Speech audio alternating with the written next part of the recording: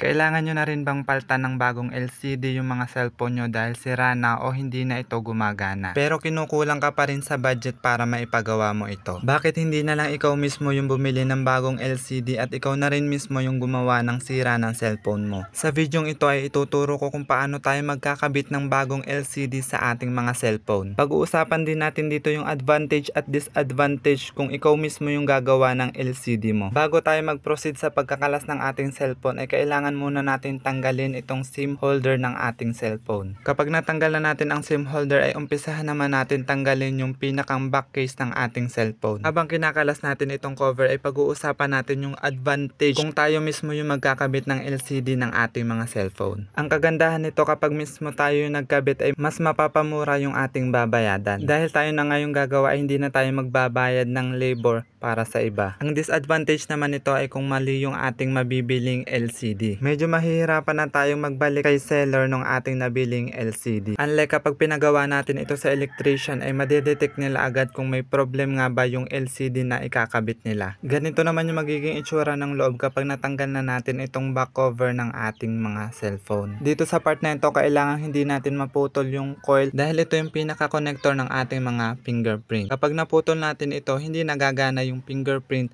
ng ating mga cellphone. Ang una natin kakalasin dito ay yung tornilyo ng ating fingerprint. Ang sunod naman natin tatanggalin ay yung pinakang nag-hold sa ating fingerprint. Kapag nakuha na natin, ang sunod naman natin tanggalin ay itong pinakandulo ng ating fingerprint. Kapag nakalas na natin ito, ang sunod naman natin gagawin ay tatanggalin naman natin dito yung 7 tornilyo na nag-hold dito sa ating motherboard. Ang kagandahan pa nito kapag tayo ay bumili ng LCD sa online shop ay meron na itong kasamang tools na pwede natin gamitin sa pagkakalas ng ating mga cellphone at hindi laang yan at meron pa rin itong kasamang libreng tempered glass. Bali, pinas forward ko na dahil madali lang naman sundan yung pagtatanggal ng tornilyo. Kapag natanggal na natin lahat yung mga nakakabit na tornilyo ay pwede na natin itong tanggalin. Iwasan lang natin na ito ay mabasa dahil ito ay importante dito sa ating cellphone. Ang sunod naman natin gagawin ay tatanggalin naman natin itong battery ng ating cellphone. Bago natin tanggalin itong ating battery ay i-make sure nyo lang na natanggal na natin o nakalas na natin yung pinaka nag-hold ng ating power button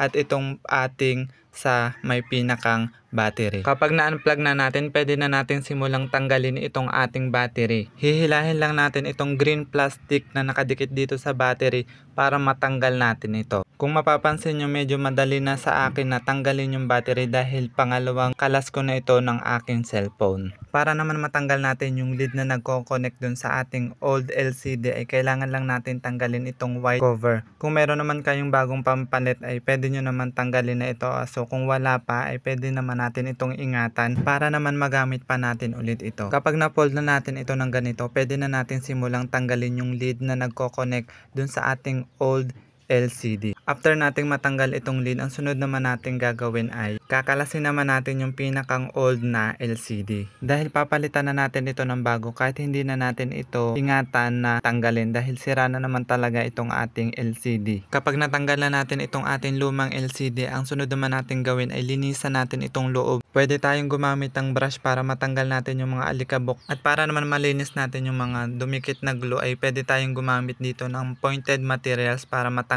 yung mga matitigas na glue na naiiwan dun sa loob. At para may kabit ko na yung LCD, kinuha ko na nga ito dun sa aking nilagyan. At makikita nyo naman ito na bagong bago pa at naka-bubble wrap pa siya. At para naman maidikit natin yung ating biniling LCD ay bumili na rin dito ako ng glue na B7000. 50 ml na siya pero napakasulit dahil 48 pesos ko lamang siya nabili. Color white nga din pala yung kulay nito. Bali sinimulan ko na nga din palang maglagay sa gilid ng glue para maya maya ay mailalagay na natin yung aking nabiling bagong LCD. At pagkatapos nga natin malagyan ng glue, syempre lalagay na natin yung nabili nating bagong LCD. Ang pagdidikit ko nga pala ng LCD nito ay medyo inuna ko nga din pala yung pinakang bandang huli dahil medyo nadadalian ako kapag ito yung ginagawa ko. Itatapat lang natin dun sa pinakang pointed ng ating cellphone para sumakto yung paglalagay natin ng LCD. At kapag nailapat na natin, i-press lang natin itong screen para mas mabilis itong tumuyo at mas kumapit yung nilagay nating glue dun sa ating LCD. Pwede din tayong gumamit ng lastiko para mas tumibay yung pagdikit ng ating glue. Pwede din tayong gumamit ng lastiko para mas tumibay yung pagdikit ng glue dun sa ating mga LCD. Ang sunod naman natin gagawin ay kung paano ulit natin ito maibabalik sa dati. Ang una muna natin gagawin ay i-connect ulit natin yung lead nung pinakang bagong LCD na inilagay natin. Ang sunod naman natin gagawin ay ilalagay na natin yung ating battery na tinanggal kanina. Sa pagkakabit ng battery, lagi nating tatandaan na lagi nating iwasang maipit yung pinakang power button ng ating cellphone. At kapag naikabit na natin ng ayos itong battery, ang sunod naman natin gagawin ay ikakabit muli natin yung power button ng ating cellphone dun sa ating pinagtanggalan kanina. Gaya na lang nitong ginagawa ko. At pagkatapos yan, yung sa battery naman yung ating isunod. At kapag naidikit na din natin itong sa may pinakang battery, ang sunod naman nating ikakabit ay yung motherboard ng ating cellphone. At ang sunod naman nating ilalagay ay yung 7 tornilyo na kinalas natin kanina. Bali hindi dapat maglalabis o magkukulang yung tornilyo na ating kinalas dito sa ating cellphone. At eto na nga't naibalik ko na lahat yung tornilyo na kinalas natin kanina. At ang sunod naman nating ibabalik ay itong lead ng ating fingerprint sensor. At ang huli ay itong cover ng ating sensor. At ikabit na din natin yung huling tornilyo. At ang panghuli sa lahat, itong back cover ng ating cellphone. Susubukan natin itong i-charge kung gagana nga ba yung bago nating pinalit na LCD.